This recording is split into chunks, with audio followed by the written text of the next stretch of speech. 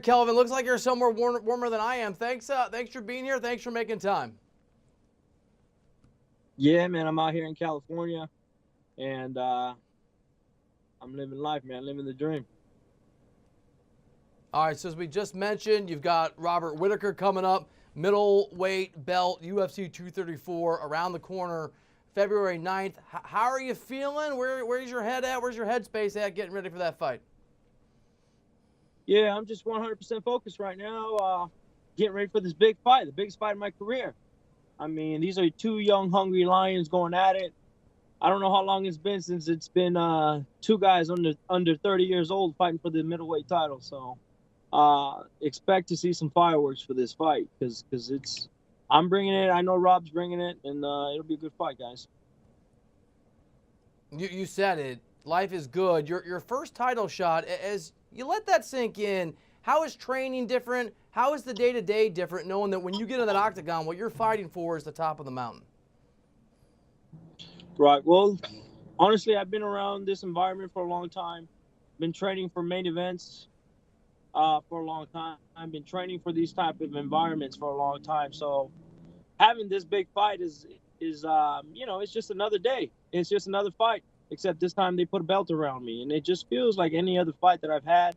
I've had some pretty big fights in my career, and this one just happens to be the one that I've been looking for, and I'm pretty confident in the training that I've had the last few months, pretty confident in my abilities that I'll be taking home the strap on February 9th. Middleweight division is particularly stacked. I mean, there's a lot of impressive fighters. When you beat Jacare, what was your anticipation? What was your expectation about what was going to be next for you? Boy, well, that was a hard fight. I just remember thinking, or being backstage, just thinking how hard of a fight that I just had. I was laughing it off. But that was one of the hardest fights that I've ever had against Jacare. And I knew that the winner of that fight should get the title shot. And sure enough, they gave it to me. Couldn't be happier with the results, man. I mean, this is what I've been training for my entire career. This is the big fight. You know what I mean? And this is the type of moments that I've been waiting for, and I'm gonna seize the opportunity and just make the most of it. Have fun doing it. And the division all of you guys compete in is always out of the fire into the frying pan. Whittaker's won, I think 9 fights in a row. The last 2 have been remarkably gutsy. This is a very, very tough guy, which I know you're aware of. What do you need to do? What is key for you to get the outcome that you want? You know what? I just need to go in there and be me. I feel like if I can be me and be the pressure fighter that I know I can be, then this fight's not even going to be close. I mean, in my last fight, I had one of my coaches telling me they wanted me to pull out of the fight just because I wasn't able to get proper training the last few weeks of that camp. I had an injury in my ankle, and I still went out there and won the fight. Now, Rob's going to have to deal with me 100% healthy, 100% in shape. And, man, I'm just expecting an overwhelming fight for him. I expect to not even make it close. You're going to be heading to his home turf, his home soil of Australia. I mean, so, like, the idea of being the spoiler, being the villain, to the folks who are going to be there, rooting, obviously, for the hometown guy, how does that motivate you? Yeah, well, like I said, I've had some pretty big fights already. I went to Brazil and fought Jacare in Rio. That's his hometown.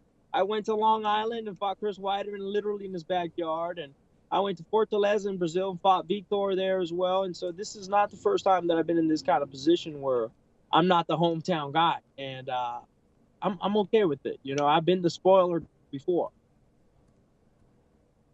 All right, so when you get the win, when you're in Australia and you're the champion and it's your turn to decide, or at least hopefully have some influence, if Dana says to you, all right, man, where do you want to fight? Like, what's home turf for Kelvin? Where do you want the next fight to be? Yeah, definitely Vegas. Vegas, man. It's close to Arizona where all my family is and all my friends are, so I'd like to be able to make it in Vegas. It's interesting. In everybody's career, in mine, people, whatever they do for a living, in yours, there are these turning points that maybe few people know about that have propelled people to where they are or who they are. What's something that maybe few know about you that shaped you as a fighter, that shaped your career, that's part of the reason you're sitting here talking with us? Oh man.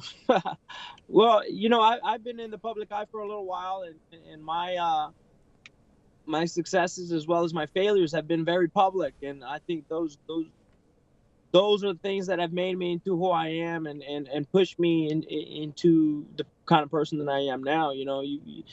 My life has been pretty public ever since I was on The Ultimate Fighter about 7 years ago, and I've had some struggles along the way, but I've overcame each and every single one of those struggles to get to where I am. I mean, I have fallen multiple times, but each time I got right back up on the horse, and now you see me here. It's a testament of grinding and will, man. I mean, that's all it is. It's getting back on your feet and trying all over again, man. Failure is part of the process, and unfortunately. All right, your friend Henry Cejudo, who did not fail, shocked everybody with 32-second TKO of Dillashaw. I talked to Dillashaw on the radio the week before. So, what were your feelings when it happened? And I want an unbiased perspective. Do you think maybe they stopped that fight a little early? You know what? I do feel it was a little premature, for sure. But I felt like it would have been 5-10 more seconds of the same. You know what I mean? So maybe it was exactly at the right time. I felt like Henry just would have continued what he was doing. Dillashaw was holding on to a single leg while he was getting smashed with hammer fist in his face on an Olympic wrestler. He was never going to get that takedown. All right, so let's do a couple predictions for you. Let's start with the other co-main event. Who do you think atop the card with you guys in the other fight is going to come out on top? That's an interesting fight, man. I'm actually really excited to watch that. I just think they're going to go in there. They're going to play into each other's styles. Stylebender and Anderson Silva have some of the most elusive striking that has ever been seen inside the octagon. So it's going to be pretty amazing to watch. And you never know. I mean, the old man, Anderson, could pull something off. I mean, he's a legend for a reason. And I think he pulled something off under his sleeve there. We got an old guy in the Super Bowl. Why not an old guy at UFC 234, right? Getting it done. That's right. And there's title implications in that fight for him, too. He wins that fight, he gets the title. Yeah, fight. no doubt. And, the next champion of this division has got his work cut out for him. I mean, there's a passing of the torch going on right now in this division where you see young guys coming up like Stylebender, like Paulo Bohatinha, who's just a monster. You got Rob, who's already the champ, and you got myself. And there's, the champion's got his work cut out for him. That's for sure in the next few fights. All right, last question for you real quick. I think I know who you're going to take, but give us some details. What is your prediction for your fight? I expect it. Man, I'm expecting a first-round knockout. I don't know why I feel that way, but I do. But at the same time, I'm ready for a 5-round war. And it's going to be fun, man. I'm going to have fun doing it. I know Rob is coming to bring it. I'm going to be bringing it. And, I just want to go in there and not even make it close. A la Henry Cejudo. All right, Kelvin.